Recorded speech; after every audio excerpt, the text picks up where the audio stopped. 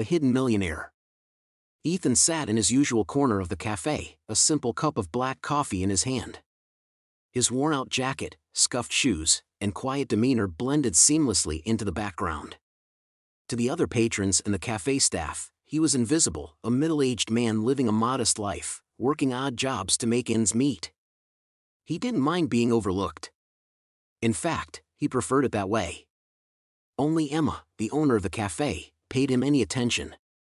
Every morning she greeted him with a warm smile, her kindness piercing through the usual hustle and bustle of the busy establishment.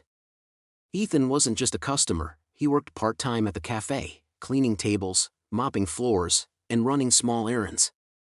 The younger employees, however, treated him with little respect.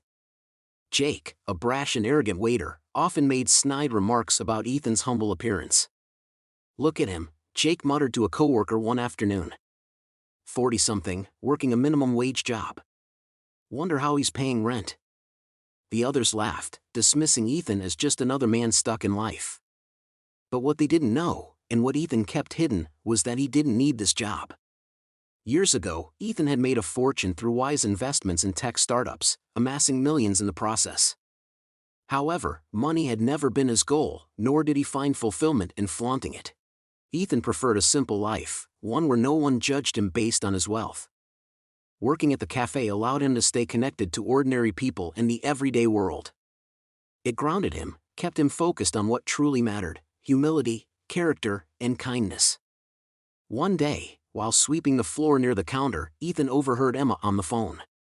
She stood with her back turned, her voice low and strained. "I understand, but I need more time," she said, a hint of desperation creeping into her tone. "Just another month, please. I can't lose this cafe." Ethan paused, his heart sinking. Emma had been his friend for years, always treating him with respect, even when others didn't. The cafe wasn't just a business to her, it was her life's work, the result of years of hard labor and sacrifice. When Emma ended the call, she slumped onto a chair, her shoulders sagging under the weight of her problems. Ethan could see the stress etched into her face, the worry that had begun to erode her usually sunny disposition. Later that day, as the cafe emptied out and the staff prepared to leave, Jake couldn't resist making another jab. "You know, Ethan," he said with a smirk, "the grocery store down the block is hiring. Might be a better fit for you. You could finally make a real living." Ethan smiled softly, unfazed by the comment. "Thanks for the tip, Jake, but I like it here." Jake shrugged, tossing his apron onto the counter before heading for the door. Once the cafe was quiet, Ethan stayed behind, his mind racing. He couldn't let Emma lose the cafe, not after everything she had done for him and the community. But he didn't want to reveal his wealth. He valued the anonymity he had built and knew that if people found out, they would treat him differently. Over the next few days, Ethan observed Emma closely. She became more withdrawn, her smiles growing rarer. He overheard more conversations with creditors, each one chipping away at her optimism. The cafe was clearly struggling, and Emma was running out of time. One afternoon, Ethan approached Emma while she was wiping down tables. "Is everything all right?" he asked gently. Emma forced a smile, but her eyes betrayed her anxiety. "Oh, just the usual stress of running a small business." Ethan wanted to help, but he knew that Emma was too proud to accept charity. She wouldn't want anyone's pity, least of all from someone she considered just another employee. Still, Ethan couldn't stand by and watch her lose everything. That night, Ethan formulated a plan. He would secretly pay off the cafe's debts and ensure Emma had the financial cushion she needed to get back on her feet. But he would do it anonymously, never revealing the truth about his wealth. The next morning, after his shift, Ethan visited his lawyer. He arranged for a significant amount of money to be transferred to the cafe under the guise of a silent investor. The lawyer agreed to keep Ethan's identity confidential, ensuring that no one, not even Emma, would know the source of the funds. A few days later, the transfer was complete, and Ethan watched quietly from the sidelines as Emma received the news. Her face lit up with disbelief and joy when she learned that her cafe had been saved by an anonymous benefactor. She rushed around, telling the staff and customers, her gratitude overflowing. "I can't believe it!" Emma exclaimed to Ethan one afternoon. Some kind soul invested in the cafe, and it's more than enough to cover all the debts. I don't know who they are, but they've saved this place.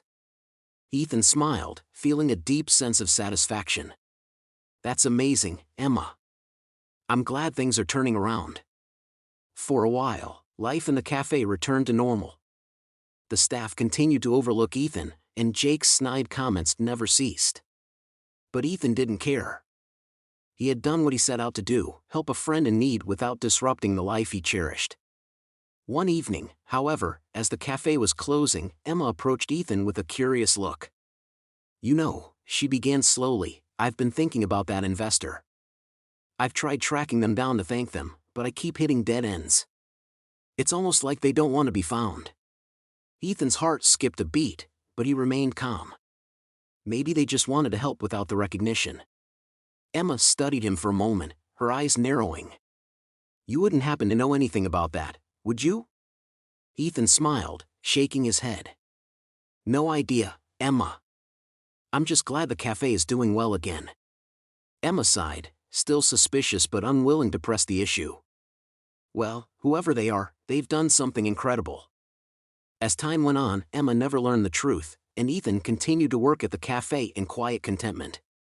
He remained a hidden millionaire, a man who found joy not in wealth, but in living simply, helping others, and being judged for his character rather than his bank account. In the end, the cafe flourished, and Ethan's secret remained safe. He had found his place in the world, a place where he could be both ordinary and extraordinary, all at once.